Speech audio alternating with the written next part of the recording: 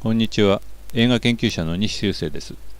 このビデオでは映画理論史上有名なクレショフ効果についてお話しします。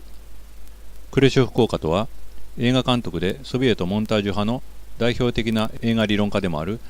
レフ・ウラジーミロビッチ・クレショフが行った実験で発見された映画特有の現象を指します。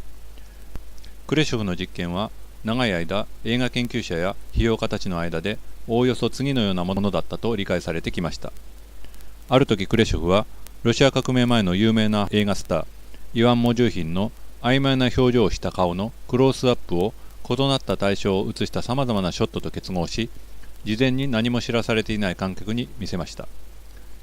最も流布している説では、それらの対象は若い女が横たわっている棺、湯気を立てるスープの皿、女の子だったとされています。観客はそれぞれの場合で悲しみや飢えた男の喜びや優しさを俳優の顔に読み取ったというのです。映画学者ロスチスラフ・ユレネフはソ連時代に刊行されたクレショフ著作集への序文の中で、この実験が行われたのは10月革命の後、まだ若いクレショフが国立映画学校で教鞭を取り始めて間もない頃であり、当時は映画フィルムが不足していたので、モジューヒンのクロースアップは革命前の劇映画から切り取られた断片だというようなことを述べています。また、クロースアップの背景はニュートラルなものだったとも言われてきました。この説に基づいて、革命前にモジューヒンが出演した映画から曖昧な表情のクロースアップに近いショットを探し、多少の変更を加えて実験を再現してみました。まずはそれをご覧ください。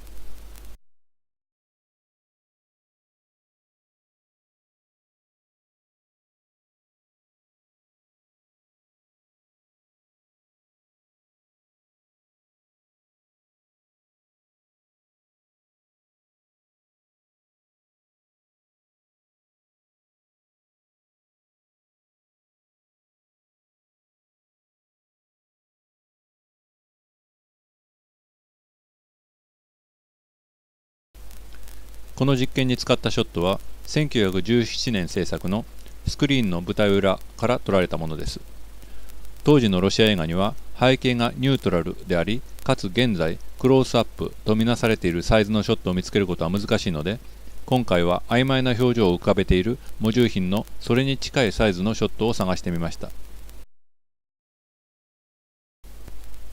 アンチモンタージュ派の映画理論家であるフランスの批評家アンドレ・バザンは、モンタージュを表彰された出来事に対する解釈を観客に押し付ける手段だとして批判し、その際にこの実験に何度も言及しています。しかしバザンによる批判は、クレショフの実験の本質を間違って解釈している上、バザン自身の映画美学とも矛盾する部分があるのです。ご覧になってお分かりのように、再現された実験でのモンタージュは、バザンが批判して述べたような表彰された出来事に対する解釈を観客に押し付ける手段として機能しているとは言えません。それどころか、このショットに見られるモジューヒンの曖昧な表情は、むしろバザンの提唱したような出来事自体の多義性を定着する映画映像の特質を示しているようです。この曖昧な表情に対してのさまざまな解釈は観客の意識の中でしか起きません。実際、モジューヒンの顔を映したショットがそれに隣接するショット次第で異なる表情として読み取られたとすれば、それはロシアの映画学者ウラジーミル・ソコロフが指摘しているように、バザンがロッセリーのドイツ・レーネンで主人公のドイツ人少年の顔に読み取ったような現実の不可解さが実験に使われたモジューヒンの映像自体にあったことを意味します。なぜなら、映像が多義的でなかったならば、観客の意識に互いに排除し合うような別の解釈は生まれ得ないからです。表情の曖昧さあるいは多義性はどこから生じたのでしょうか。今回使用したショットでモジューヒンの表情が曖昧に見えるのは当然です。なぜならそれは主人公が何を見るでもなく物思いに沈んでいる時に女中に声をかけられたというショットの一部だからです。それ以外にショットのサイズにも問題がありそうです。先にお見せした実験ではモジューヒンのウエストショットでしたので、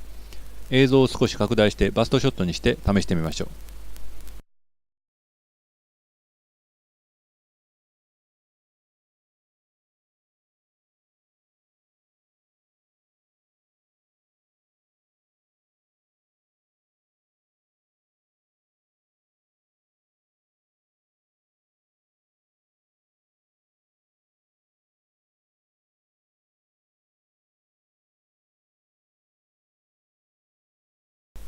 相変わらず俳優の表情の曖昧さ、バザンがロッセリーニの映画で少年の顔に見出したような不可解さの印象が残ります。おそらく他の映画からショットを切り取っても結果は同様でしょう。このことは革命直前のロシア映画が同時代のヨーロッパやアメリカ映画と比べて場面のショット分割が少なく、引いた画面サイズが多いことや、映画俳優や監督たちに心理主義的な演技・演出への思考があったことと関係があると言えるでしょう。モジューヒンを含む帝政時代の映画スターや監督たちの多くは、1917年の10月革命勃発後に白軍、つまり反革命派とともにクリミア半島に逃れました。彼らの中にはヨーロッパに亡命した後でソ連に帰った人もいましたが、モジューヒンはそのまま帰りませんでした。なので、クレショフの実験で彼のショットが使われたとしても、それは革命前に撮影されたもののはずです。クレショフ自身1918年の初監督作品プライトギ氏の設計ではクロースアップはあまり使用していません。クレショフをはじめとするソ連の映画作家たちに影響を与えたグリフィスの1916年の作品イントレランスでもクロースアップはそれほど多くはありません。背景がニュートラルなショットはさらに少ないでしょう。つまり映画史的に見てクレショフ効果に関する通説にはかなり疑問が残るわけです。クレショフ効果をめぐる別のバージョンによれば、実験に使われたモジューヒンのショットでは彼の表情は完全に曖昧ではなく微笑だったともされています。モジューヒンが微笑を浮かべていて背景がニュートラルなショットを見つけることはできなかったので、今度はもっと後の時代のアメリカ映画から無名の少年のクロースアップを用いて実験を再現してみました。このショットは通説になったクレショフの実験を再現するには理想的です。